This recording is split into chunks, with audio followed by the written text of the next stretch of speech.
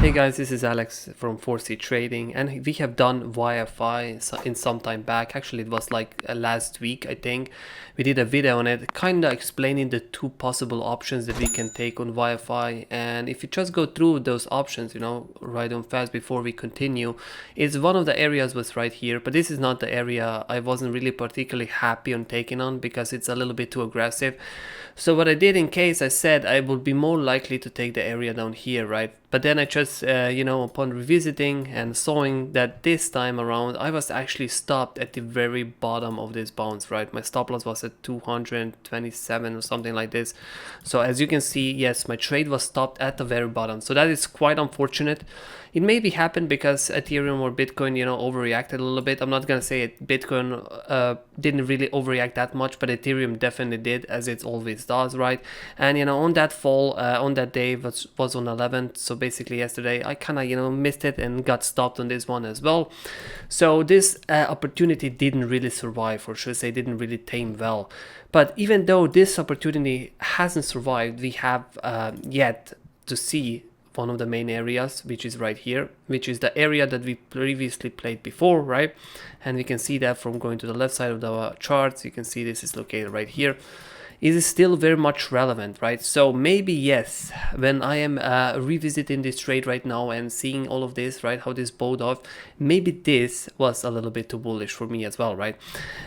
Just kind of, I know in that video I've mentioned this has been tested again. I mean, should I say this has already been tested, and again I took the trade right here, if I remember correctly, and that actually punished me, right? It actually punished me because I went for an area that has a second test already on it, right? I mean, I had a good reason for it because we actually gained something to the left side, right? But still, a moment like this, or should I say a trade like this, could have been avoided. I'm not gonna lie, right? It probably could have been avoided. I've probably FOMO'd a little bit too much into it because I was getting excited, but with JFI, because we were having such a good run on it, right? So I do apologize about that. And the correct trade was probably still sticking with the main area right down here, which is one of the main ones. If you actually lose this, you will turn a little bit bearish on YFI, right? So going forward now you actually have two trades when it comes to this coin, right? Again, we have two possibilities. In this case, it's actually long and short possibility, right? So I want to talk a little bit more about that. So first one, I mean, long already on this main area has been filled. So what I would do in this case, I would just move it just a little bit up here, right? Because as you can see, we are gonna have a retest right here, and this would kind of have to hold for us to go further. Of course, if Bitcoin is gonna crash down, this trade will get stopped as well, right? But what I would do in this case, because we already tested it, the prime entry, right? I would in this case split the trade into two, right? So as you can see, I would place one entry at 23,250, and the second entry I would do it at 21,700 and 700 to 21 and 200 actually, right? So I would actually do it in here, and I would explain this later, right? Because you can see by putting it under this wick, I'm not putting it at lowest wick because I do think that is a little bit of a deviation. I get a 10% stop loss, right? And by putting this trade at 0.5% and putting this trade at 0.5% as well, splitting the risk, I can now manage with this second trade. I can pull a lot more aggressive stop loss because I'm not worried of being stopped, because if I am stopped, I'm gonna get filled on the next one, and one of these two trades will most likely work out as well, right? So on this trade I'm gonna put it right under here, and the best case scenario would actually be grabbing this entry and this not being stopped out and still mooning, right? That would be the best case scenario, which will actually not happen that oftenly, right?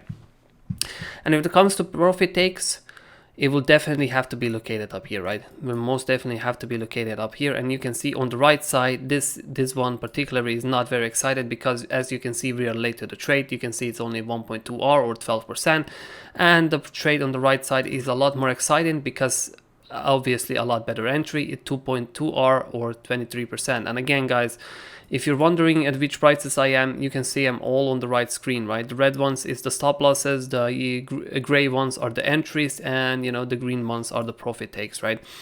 So going forward right now, the second profit take is going to be located up here, and there's also going to be one more surprise when we come up here, right? So the first trade now, gets a little bit more interesting because it hits 2.3R or 24%, and the second one actually starts hitting 36% or 3.5R. But what I want to do here, if I actually get filled on one of these longs, I actually want to go and give it a little try on a short as well, because this correction here was a little bit deeper than I expected, right? Essentially, if you really wanted to stay at bull, remain bull on a lower time frame, right, you would kind of have to hold this area and just continue from it. There was a reason why I was first planning the trade there as well, right? So right now, if the price comes up here, I would actually go for a scalp. And again, this trade is going to be 0.5%. Depends on how many we get filled down here.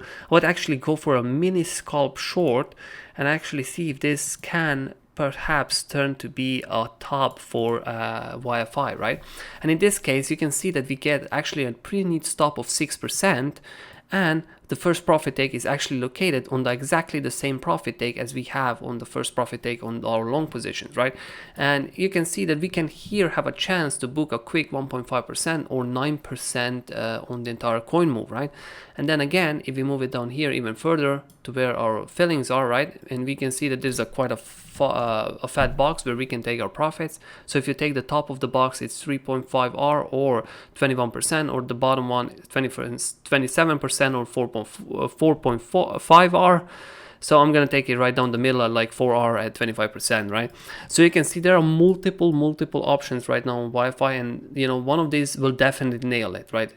But when it comes to structures, they just move like that on crypto, and most of the times you will definitely nail one of these ones, right? And again, as you can see, if you nail just the one of them, the one will make the profit all the rest of them. It doesn't really matter if you get stopped. Like I said, the best case scenario probably is going here, not getting stopped on this, getting filled on this, and just going off. That would probably be the best case scenario. So again, you make way more money again if the coin is actually goes long, right, and wrecks you on short, you will make a lot more money, right? That's the essential truth of it, right? Because when we are shorting, we are again scaling it a little bit less on shorter sides, because we do still believe there's a bull market to be play at, right? I mean, Bitcoin is still holding the main area, Ethereum so far still doing good as well, right?